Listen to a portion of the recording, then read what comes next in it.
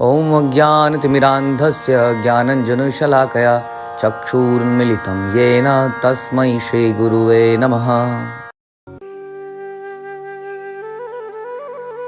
हरे कृष्ण। आप सभी का स्वागत है। हम पढ़ रहे हैं भगवद गीता अध्याय 1 कुरुक्षेत्र के युद्ध स्थल में सैन्य निरीक्षण। श्लोक संख्या 13। ततः शंखाश्च भैर्यश्च पणवान् खगोमुखा सहसैवाभ्यनयन्तः शब्दस्तु मूलो अभवत्। तत्पश्चात शंख नगाड़े बिगुल तुरही सींग एक साथ बज उठे। वह समवेत स्वर अत्यंत कोलाहल पूर्ण था। तो हमने सुना कि किस प्रकार से दुर्योधन ने पांडवों की सेना को ऑब्जर्व किया, अपने सैनिकों को उत्साहित करने का प्रयास किया। भीष्म देव ने अपना शंख बजाया और उसके बाद में सब ने पीछे पीछे करके एक एक करके अपने अपने शंख नगाड़े जो भी उनके पास था उसको बजाया। तो ये एक प्रथा है प्रोत्साहित करने की या कहिए उत्तेजित करने की। इस तरह के हम सुनते हैं कई बार उत्तेजना, इन नगाड़ों से बहुत, नगाड़े वगैरह से उत्तेजना हो जाती है। तो ये एक तरह का एक सिम्टम भी था। जैसे हमने कल सुना कि कुछ सिग्नल आते हैं प्रकृति की तरफ से, या कई बार हम उसको अपशगुन समझते हैं, कई बार हम उसको अच्छा शुभ समझते हैं। हमने ये भी सुना कि इस प्रकार सब कुछ इनऑस्पिशियस है। देखिए, कोई नेगेटिव, अगर कोई पॉजिटिव सिग्नल मिलता है तो उसके प्रति तो हमें ज़्यादा अट्रैक्ट नहीं हो जाना चाहिए। हाथ में खुजली हो रही है, शायद पैसा आएगा। लेकिन अगर कोई नेगेटिव सिम्टम है तो मुझे लगता है हमें अवश्य अपने सीनियर्स के पास जाके डिस्कस ज़रूर करना चाहिए। नेगेटिव सिग्नल्स को इग्नोर कर देना बहुत बड़ी गलत हरकत होगी, मुझे ऐसा लगता है। जब भी हमारे जीवन में कुछ नेगेटिव लगे, किसी के रवैये से या किसी और चीज़ से, हाँ, हालांकि हम ये नहीं कह रहे कि बिल्ली रास्ता काट जाए तो अपने सीनियर डिवोटी के पास ही, प्रभु जी आज बिल्ली रास्ता काट गई, उसकी बात नहीं कर रहे हैं। लेकिन बहुत सारे सिग्नल सिम्टम नेगेटिव होते हैं। हम लोगों के बात करने के तरीके से, घटनाओं के होने से, कई चीज़ों से लगता है कि कुछ ठीक नहीं चल रहा है, तब हमें अवश्य जाके कंसल्ट करना चाहिए। लेकिन जो व्यक्ति अहंकार में डूबा होता है वो इतना सोच नहीं पाता है। तो यहाँ पर हम देखते हैं दुर्योधन के केस में एक बहुत, है ना, एक ये नगाड़ों का इतना, करोड़ों लोग थे, लगभग 64 करोड़ लोग तो थे ही। ये सारे लोगों ने, सोचिए, जब एक साथ अपने शंख बजाए होंगे या अपने नगाड़े या अपने तुरही या सींग, जो है सींग को बजाते थे, इसलिए बजाए होंगे, तो वहाँ पे कैसी ध्वनि हुई होगी। और वो ध्वनि एक तरह से ये बता रही थी कि बस कुछ ही दिनों में सब मारे जाएंगे। उस ध्वनि से इतना सिग्नल तो आ ही रहा था कि कुछ बहुत ही विनाशकारी होने वाला है। जैसे कि आज की डेट में हम डरते हैं कि कभी भी एटॉम बॉम्ब किसी कंट्री, नेगेटिव सिम्टम दिखते हैं। तो उसी तरीके से एक बहुत बड़ा सिम्टम था वहाँ पे खड़े हुए लोगों के लिए, दुर्योधन के लिए, क्योंकि कह सकते हैं कि दुर्योधन इस युद्ध का केंद्र बिंदु था। उसके ग्रीड की वजह से ही ये युद्ध हुआ। तो इतने शोरगुल में उसको ये पता चल जाना था कि कुछ भयानक होने वाला है। जब इतना कुछ भयानक होगा तो ऐसा कैसे हो सकता है कि केवल सामने वाले के लोग मारे जाएंगे, मेरे लोग नहीं मारे जाएंगे? ये पॉसिबल नहीं है। लेकिन हम लोग क्या करते हैं, कुछ सिम्टम आने पर उसको इग्नोर कर देते हैं। हमारा पहला बाल जब वाइट होता है, it's a notice, it's a signal कि now there is a time to go back. इस शरीर को त्यागने का धीरे धीरे समय आ रहा है। अभी तो नोटिस आएगा, पहला नोटिस, दूसरा नोटिस। हम क्या करते हैं, उस नोटिस को फाड़ देते हैं, या तो उस बाल को तोड़ देते हैं या उस बाल को काला कर देते हैं, प्रोवाइडेड कि समय पर आए, मतलब जैसी उम्र है। तो ये नोटिस हैं, सिग्नल्स हैं। कई बार हमारे कई लोग कहते हैं कि ऐसा क्यों लगता है कि मेरे से सब लोग ठीक से बात नहीं करते हैं, उससे तो ठीक से बात करते हैं, उससे मेरे से ही क्यों नहीं बात करते हैं, I don't like this people. जबकि हमें ये सोचना चाहिए कि मेरे से ही क्यों ऐसे बात करते हैं, यही तो सोचने की बात है। क्यों ना मैं इंट्रोस्पेक्ट करूं और मैं ये सोचूं कि कहीं कमी मेरे में ही तो नहीं है। कई बार लोग कहते हैं कि जैसे कि ये समूह है, या हम इसको कॉन्ग्रीगेशन कहते हैं, इस कॉन्ग्रीगेशन में माताएं अच्छी नहीं है। अब ऐसा कैसे हो सकता है कि सारी माताएं अच्छी नहीं है लेकिन मैं अच्छी हूँ? तो it's a time to introspect, क्योंकि लोग लोग ही रहेंगे, आप चाहे इस कॉन्ग्रीगेशन में जाएं चाहे उस कॉन्ग्रीगेशन में जाएं, देयर द सेम पीपल। जैसे कई बार लोग नौकरी छोड़ते हैं, इस कंपनी के लोग अच्छे नहीं हैं, ऐसा अक्सर सुना होगा आप लोगों ने, इस कंपनी के लोग अच्छे नहीं हैं, बैड पीपल। लेकिन लोग तो वही रहेंगे आप दूसरी कंपनी में जाएंगे, उस कंपनी में भी वैसे लोग रहेंगे, कुछ समय बाद हमें इसका समझ में आएगा। तो कहने का मतलब ये है कि हमें देखना पड़ेगा कि क्या मैं उन लोगों के साथ डील करना जानता हूँ, how to deal with people. कुछ लोग बहुत अग्रेसिव होंगे, कुछ लोग बहुत शांत होंगे, कुछ बहुत ज़्यादा बोलने वाले होंगे, कुछ कम बोलने वाले होंगे। क्या मैं लोगों के हिसाब से अपनी बोली को बदल रहा हूँ, या मैंने अपनी एक बोली बना रखी है, खड़ी बोली।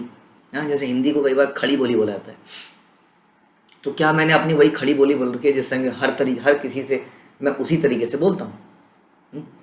तो कई बार ये इंट्रोस्पेक्शन का समय होता है जो कि हम अक्सर करना भूल जाते हैं। तो हम बता रहे थे कि कैसे जब ये नेगेटिव सिम्टम आए, सिग्नल आए, तो हमें ज़रूर इंट्रोस्पेक्ट करना चाहिए, अपने सीनियर्स के पास जाना चाहिए, कहीं मैं कुछ गलत तो नहीं कर रहा, ऐसा ऐसा हो रहा है, ये लोग मेरे से ठीक से बात नहीं कर रहे हैं, ज़रूर मैंने कोई गलती करी होगी, मैं कैसे अपने संबंधों को सुधार सकता हूँ। या आजकल प्रभु जी जब मैं मन नहीं लग रहा है ना, जब मैं मन नहीं लग रहा है आजकल, तो कुछ नेगेटिव सिग्नल आया, राइट। आजकल मैं सवेर नहीं उठ पा रहा हूँ, नेगेटिव सिग्नल आया, लेकिन हम इन सारे नेगेटिव सिग्नल्स को भूलते चले जाते हैं।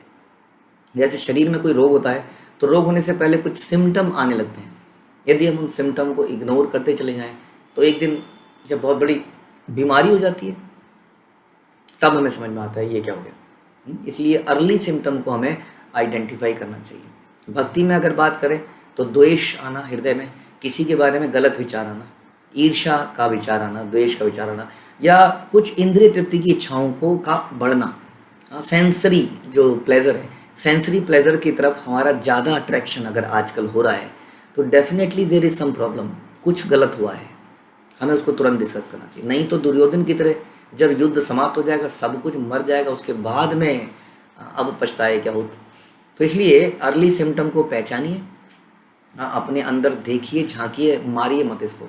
हम जानवर नहीं हैं कि इन सिम्टम को ना पहचान पाए। दुर्योधन के सामने बहुत बड़ा सिम्टम था इस श्लोक के माध्यम से। हाँ, ये श्लोक यही बता रहा है कि बहुत कोलाहल था, ज़बरदस्त शोर था, वहाँ पर कुछ सुनाई नहीं पड़ता था, इतना ज़बरदस्त शोर एक बहुत बड़ा सिग्नल था कि कुछ ज़बरदस्त अनर्थ होने वाला है, जो कि वो नहीं पहचान पाया। जैसे कि हम भी लाइफ में होने वाले ऐसे सिग्नल्स को इग्नोर करते हैं, तो इससे पहचानिए, कहीं हम भी ऐसा ना कर दें। और ज़रूरी नहीं है कि हमारे एक्शन बहुत लाउड हो, कि आप बहुत ज़्यादा ज़ोर से शंख बजाएं। तो दुर्योधन ने ये भी सोचा कि ये शंख क्या बजा है, वाह, हाँ, इसका मतलब अब मैं लड़ूंगा, नाउ आई विल फाइट, और मेरे साथ बहुत सारे लोग हैं जो मेरे सपोर्ट में हैं, ये सब मिलकर लड़ेंगे, हम फाइट करेंगे।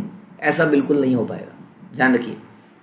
कई बार हम यही हम इस पूरे में डिस्कस कर रहे हैं, हम ओवर कॉन्फिडेंट हो जाते हैं इन सिग्नल। कई बार लोग हमें उकसाते हैं, ध्यान रखिए इस बात को, कहते हैं जा बेटा जा, मैं तेरे साथ हूँ, और साथ नहीं है, मैं आपके पीछे हूँ, आप आगे चलिए, मैं आपके पीछे हूँ, और थोड़ी देर में देखेंगे तो पीछे तो कोई है ही नहीं।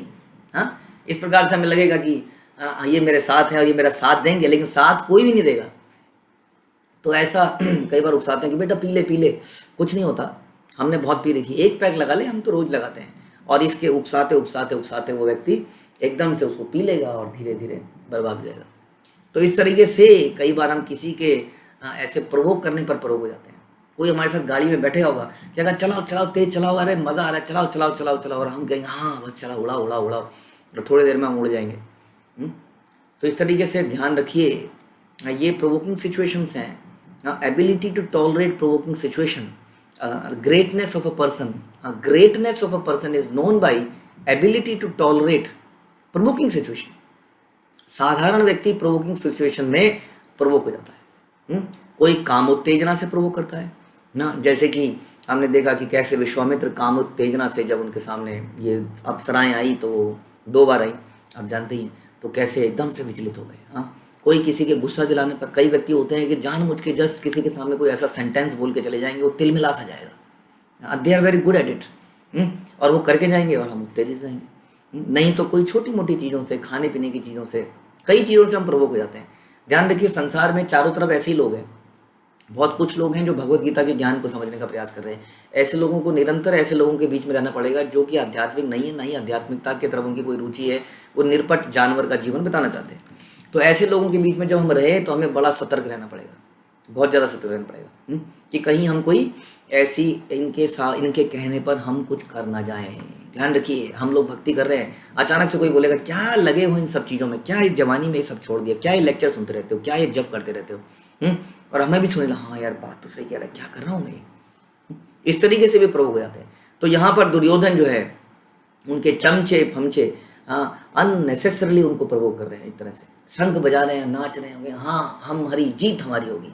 ऐसा कहने से जीत नहीं हो जाती है, जीत हमारी होगी, जस्ट ऐसा कहने से तो जीत नहीं आता है ना। ऐसा तो सामने वाला भी कह रहा है कि जीत हमारी होगी। तो इस प्रकार से ये दूसरा लर्निंग है हमारी। पहली लर्निंग थी कि हमें सिम्टम, अर्ली सिम्टम को पहचानना चाहिए। दूसरा लर्निंग थी कि किसी के उकसाने पर हमें बड़ा धैर्य रख के शास्त्रों के अनुसार, अपने गुरुजनों के आधार पर, उनके विचारों के अनुसार, उनके राय के अनुसार ही जीवन में कोई स्टेप लेना नहीं चाहिए, ना कि किसी के प्रोवोकिंग सिचुएशन में प्रवोक करने पर।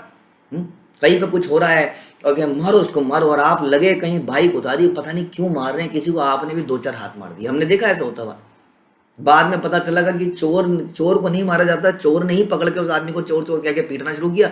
सब लोगों ने आके उसी को पीट दिया जिसकी चोरी हुई थी, और चोर चुपचाप निकल गया। देखिए कितनी बढ़िया ट्रिक है। चोर को किसी ने पकड़ा, उसने मारा, उसको बोला चोर चोर, 2-4 लोग आ रहा है, सबने उसको मारा, और वो बेचारा पिट गया। और आप भी आए, बाइक से उतरे, 2-4 मार के चले गए। बाद में उसको बोला क्यों करते हो ऐसा, उसने बोला भाई साहब आपको पता है क्या हुआ था, मेरा बटुआ चोरी हुआ, मेरा बटुआ। और आपको शर्मिंदा हुई, इतनी शर्मिंदा हुई कि आप समझ नहीं पाए कुछ, क्या करा जाए। तो हम आपको कई बार वो स्टोरी सुनाते हैं कि कैसे एक व्यक्ति ने अपने घर के बाहर से एकदम से नेवला, जिसको कहते हैं नेवला, तो नेवला को देखा, उसका मुंह लाल था। उसने कहा अरे मेरे बेटे को इसने मारा। उसने उठाई लाठी, उसको पीटा मार दिया। अंदर जाके देखा कि सांप मरा पड़ा है। उसने तो उसके बेटे को सांप से मरने से बचाया। तो इसलिए कई बार हम कैसे लोगों का संग करते हैं ना, वैसे ही हमारे विचार बन जाते हैं। एकदम से हम प्रमुख हो जाते हैं। कोई किसी की बुराई करता है तो हम कहते हैं हाँ यार ये तो बड़ा गलत है, ऐसा कैसे कह दिया उसने, बिना सोचे बिना समझे। तो दुर्योधन एक तरह से ऐसे ही अपने शागिर्दों का शिकार हुआ है, क्योंकि उसके जीवन में कोई आध्यात्मिकता नाम की वस्तु नहीं थी, उनका कोई गुरु नहीं था, काउंसलर नहीं था जो बताए नहीं तुम ही गलत हो, जरा स्थिति को दूसरे नजरिए से देखो। तो ध्यान रखिए कैसे हम ऐसी स्थिति में अपना संतुलन बनाए रखें। और एक और इम्पोर्टेंट बात समझ में यह आती है कि जब इतना शोरगुल था, इतना हल्ला था, इतना डेंजरस सिचुएशन थी, आप सोच सकते हैं कैसे माहौल होगा जब इतने बाजे बज रहे होंगे। ऐसे में भी अर्जुन ने धैर्य से भगवान से राय ली। देखिए एक तरफ दुर्योधन है, एक तरफ अर्जुन है। इन नगाड़ों में दुर्योधन इतना प्रवोक हो गया कि उसको कुछ समझ नहीं आया। उसके बाद इज रेयरिंग टू गो। और अर्जुन को देखिए, same situation, provoking situation. Arjun लड़ने को तैयार नहीं है। इसका तो मैं ऐसा करता हूँ, इसने मेरी पत्नी को हाथ लगाया, इसने मेरा राज्य छीन लिया, मेरे पिताजी के बदले बाद मेरे भाई को बनना था, अब तो इसको गांडीव मेरे पास है, कौन मुझे मार सकता है। शिवजी को मैंने परास्त किया है, उठाता और मारता, ब्रह्मास्त्र निकालता, खत्म। लेकिन नहीं, देखिए कितना धैर्यवान व्यक्ति रहा होगा। उसके बाद भी उसने काउंसलिंग ली, गीता सुनी, भगवान से पूछा कि क्या करना चाहिए बताइए। ये नहीं कि मुझे किसी ने थप्पड़ मारा और पलट के ऐसा रसीदा कि दांत टूट जाए सामने वाले, फिर भी सोचना कि इसने क्यों मारा, क्या मेरा मारना उचित है, क्या इस वक्त सही रहेगा मारना। कुछ तो सोचेगा ना पहले। लेकिन हम लोग अक्सर ऐसा नहीं करते हैं, तो दुर्योधन की तरह हम भी बाद में मारे जाते हैं। तो ध्यान रखिए, ये श्लोक बड़ा साधारण सा श्लोक है, लेकिन बहुत सारी शिक्षाएं देता है। भगवद गीता की जय। श्रील प्रभुपाद की जय।